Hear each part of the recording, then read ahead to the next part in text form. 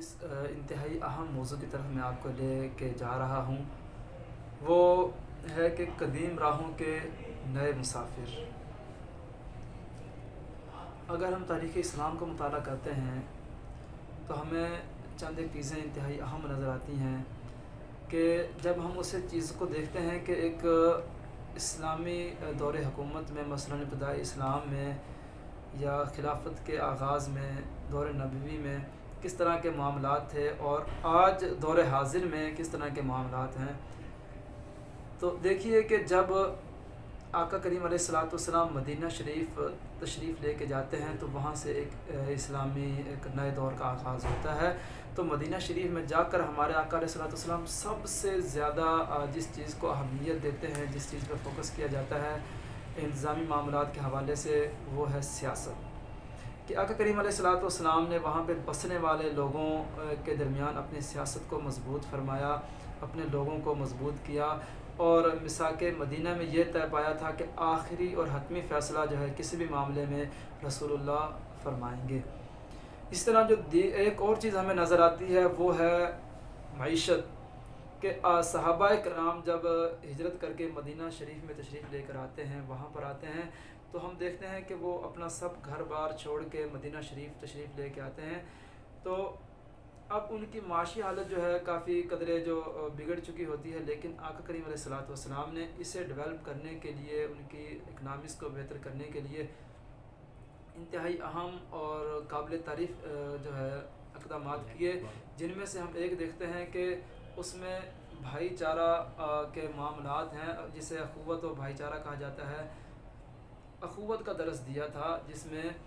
انصاری جو تھے ایک مہاجر کو ان کا بھائی بنا دیا گیا تھا کہ وہ ان کی کفالت کریں گے، لیکن مہاجرین نے یہ کہا تھا کہ جی آپ ہمیں بازار کا راستہ بتائیں، یا پھر ایسا کرتے ہیں کہ محنت ہماری ہوگی اور جو ہے اس میں جو بھی فصل ہوگی، جو چیز آمدن ہوگی، اس میں ہم مثلاً حصہ تقسیم کر لیں گے۔ تو یہ ایک صورتحال تھی کہ آپ کریم علیہ الصلاۃ والسلام نے اسلامی ریاست میں سب سے پہلے اپنی سیاست کو مضبوط فرمایا اور ساتھ ہی معیشت کو مضبوط کر لیا۔ لیکن آج ہم جب اس چیز کی طرف نظر کرتے ہیں، اس چیز کو دیکھتے ہیں، تو ہمیں یہ نظر آتا ہے کہ ہمارے بالخصوص جو مذہبی طبقہ ہے وہ سیاست کو سیریس نہیں لیتا، یا اسے ایک اسلام کا ایک پہلو نہیں سمجھا جاتا جدید سیاسیات کو، اور اسی طرح جو معیشت ہے اس حوالے سے بھی جو ہے کافی چیزیں ہیں۔ لیکن میرا سوال یہ ہے کہ اگر سیاست کوئی مقام نہیں رکھتی، اگر کوئی ویلیو نہیں ہے اس کی، تو پھر آقا کریم علیہ الصلاۃ والسلام نے اسے کیوں بہت زیادہ اہمیت دی؟ اور اسی طرح اگر معیشت جو ہے وہ مضبوط آقا کریم علیہ الصلاۃ والسلام نے فرمائی، تو ظاہر ہے اس کا بہت بڑا حصہ ہوتا ہے کسی بھی ریاست میں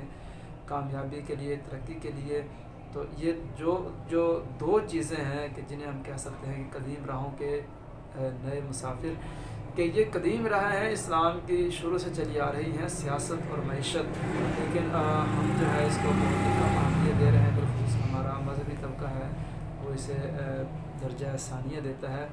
تو اس طرف توجہ کرنے کی ضرورت ہے اگر ہم چاہتے ہیں کہ اسلامی نظام لایا جائے، اسلامی حکومت ہو، امن بھائی چارہ ہو، ہر طرف خوشحالی ہو، انصاف ہو۔ تو اس کے لیے ضروری ہے کہ ہمیں جو ہے پھر سیاسی اپنے حلقوں کو مضبوط کرنا ہوگا۔ اللہ کریم ہمارا حامی اللہ سے۔ حدیث مبارکہ میں ہے کہ الناس علی دین ملوکہم، کہ لوگ اپنے حکمرانوں کے طور طریقے پہ ہوتے ہیں، ان کے دین پر ہوتے ہیں۔ تو یہ سیاست کا ایک انتہائی اہم معاملہ ہے کہ ہمیں اس پر توجہ کرنا ہمارے لیے ناگزیر ہو چکا ہے۔ جی ہاں، علامہ فرماتے ہیں کہ جدا ہو دین سیاست سے تو رہ جاتی ہے چنگیزی۔ اسی طرح مشہور مفکر افلاطون نے کہا تھا کہ جب اچھے لوگ سیاست کو چھوڑ دیں گے تو برے لوگ، بدترین لوگ سیاست میں آ کے حکمرانی حاصل کر لیں گے اور اچھے لوگوں پر وہ حکمرانی کریں گے۔ جی ہاں دوستو، علامہ اقبال اور افلاطون کے جو اقوال میں نے ذکر کیے ہیں وہ بالکل سچ ثابت ہو گئے، اور آپ کے سامنے دیکھیے کہ یہ کون لوگ ہیں اور مندرب سے ان کا کیا تعلق ہے، اور یہ کون سی رسم و رواج جو ہے ادا کرنے کے لیے حاضر ہوئے ہیں۔ تو علامہ فرماتے ہیں کہ ہند کے دیر نشینوں کو مسلمان کر اگر ہم نے سیاست سے منہ موڑا تو انجام یہی ہوگا جو آپ کے سامنے ہو رہا ہے، اور اسلام خطرے میں پڑ جائے گا۔